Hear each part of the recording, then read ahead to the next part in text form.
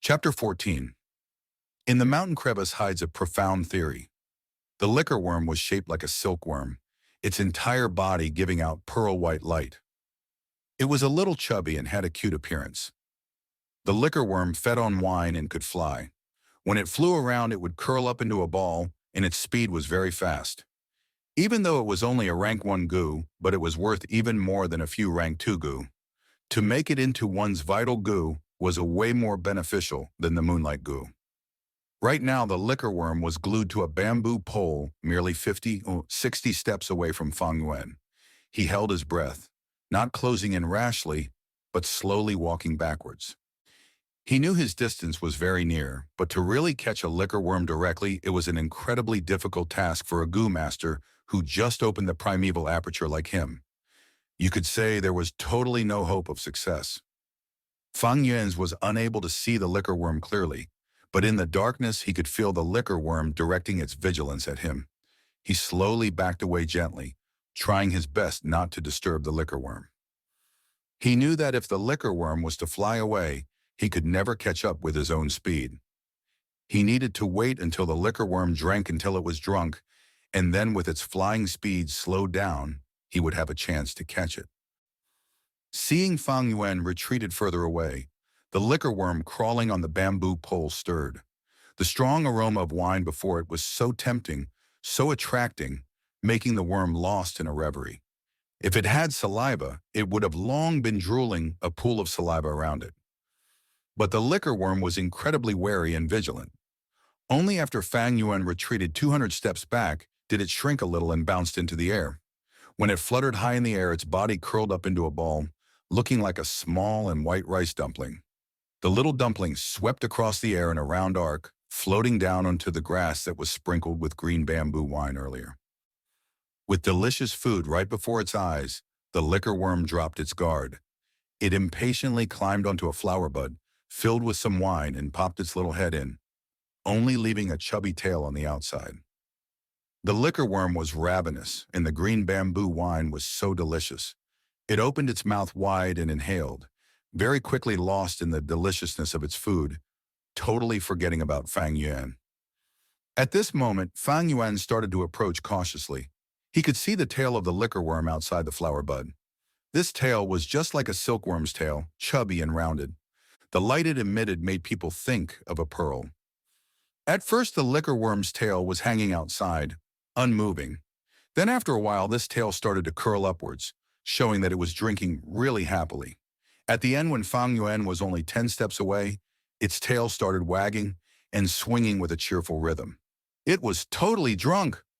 Seeing this made Fang Yuan nearly laugh out. He did not continue walking forward, but patiently waited. If he rushed over right now, he would definitely have a huge chance on catching the liquor worm, but Fang Yuan's intention was to have this liquor worm guide him to the flower wine monk's remains. In a moment, the liquor worm withdrew from the flower bud. Its body was fatter and its head swayed about, resembling a drunken man.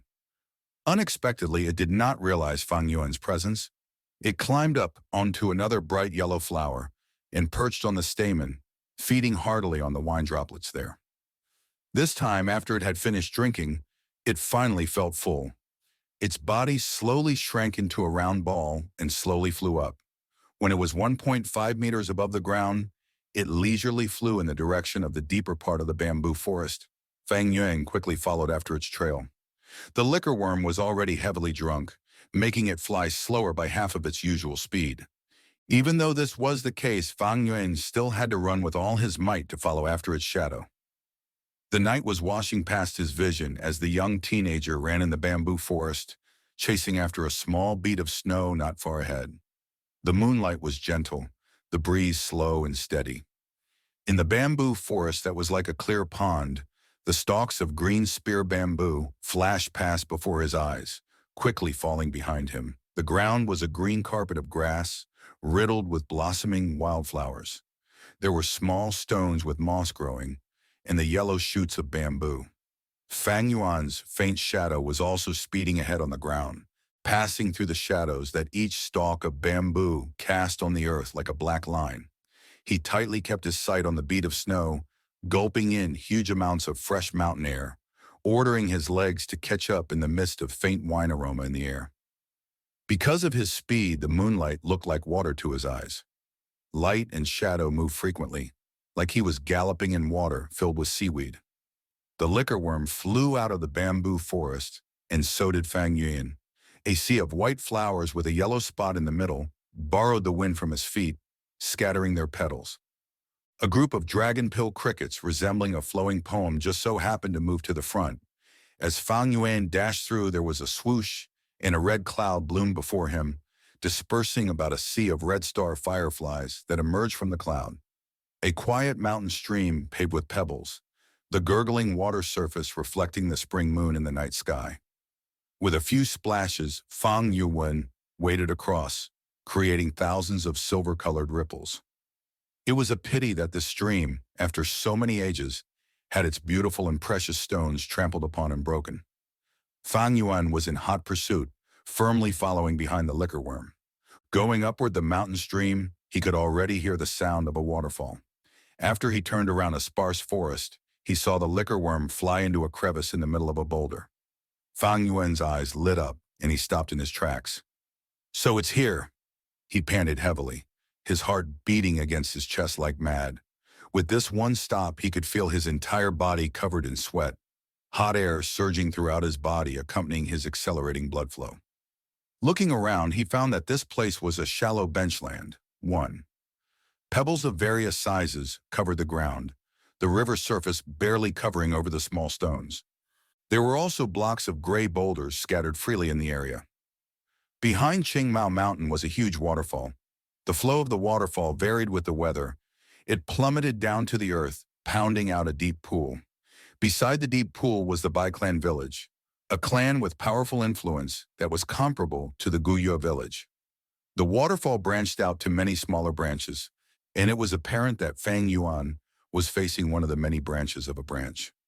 On normal occasions, this benchland was dry, but due to the recent heavy rainfall that went on for 3 days and 3 nights, a shallow stream formed here. The source of the flowing stream was from the huge boulder that the liquor worm had entered into earlier. The boulder leaned against a vertical mountain wall. Small waterfalls that branched away from the main waterfall were like silver pythons that flowed down the mountain wall, hitting onto the boulder. After a considerably long time, the middle of this huge boulder had eroded away and formed a crevice. At this time, as the waterfall washed down, the water current gently roared. It was like a white curtain, completely obstructing the gap in the boulder.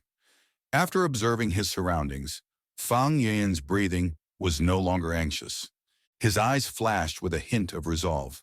He walked to the boulder and took in a deep breath, and then he rushed in head first. The boulder gap was rather large, and 2 adult humans could walk side by side in it with no problems. What more to say with Fang Yuan, who was merely a 15-year-old teenage boy? Once he rushed in, the rapid currents pressured down on Fang Yuan's body. At the same time, the cold water quickly drenched him from head to toe. Fang Yuan battled against the water pressure, moving in quick steps forward. As he walked a few dozen steps, the water pressure started to lessen. But the space in the fissure also began to shrink, and Fang Yuan could only walk sideways. His ears were filled with the roaring of the water. The top of his head was a sheet of white, and deeper into the boulder was a black darkness. What was hiding in the darkness? It could be a poisonous serpent, but it could also be a poisonous gecko. Perhaps it was a trap set by the flower wine monk, or perhaps it was empty. Fang Yuan could only continue forward by walking sideways, slowly edging into the darkness. The water no longer washed over his head. The stone walls were covered in moss, grazing against his skin, feeling slippery. Soon he was swallowed by the darkness, and the stone crevice became narrower, squeezing around him. Gradually, even his skull could not rotate freely.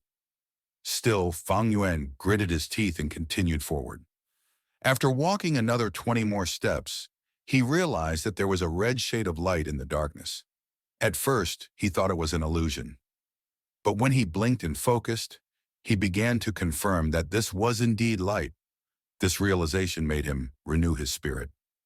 He continued walking for another 50 to 60 steps, the red light growing brighter. In his eyes, the light slowly expanded into a long, vertical and fine seam. He stretched out his left arm, suddenly feeling that the wall in front had bent away.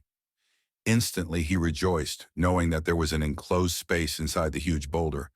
With another few steps, he finally rushed into this light seam. His eyes were greeted with the sight of an approximately 80 meters Sumu-2 wide enclosure. I have been walking for so long. With this distance, I'd have long passed the boulder, so I should be in the heart of the mountain cliff right now. As he sized up this hidden space, he moved his hands and legs about, stretching his limbs. The entire room was filled with dim red light, but he could not tell where the light was coming from. The stone walls were damp and covered in moss, but the air here was very dry. On the walls there was also a few withering vines. The vines intertwined with each other, weaving across half of the wall surface. There were even a few withering flowers growing on the vines. Fang Yuan looked at the remnants of these flowers and leaves, feeling somewhat familiar. These are wine sack, flower goo, and rice pouch grass. Suddenly a thought had crossed his mind, and he was able to recognize these withering stems and vines. Goo came in many shapes and forms. Some were like mineral rocks, such as the blue crystal form of the moonlight.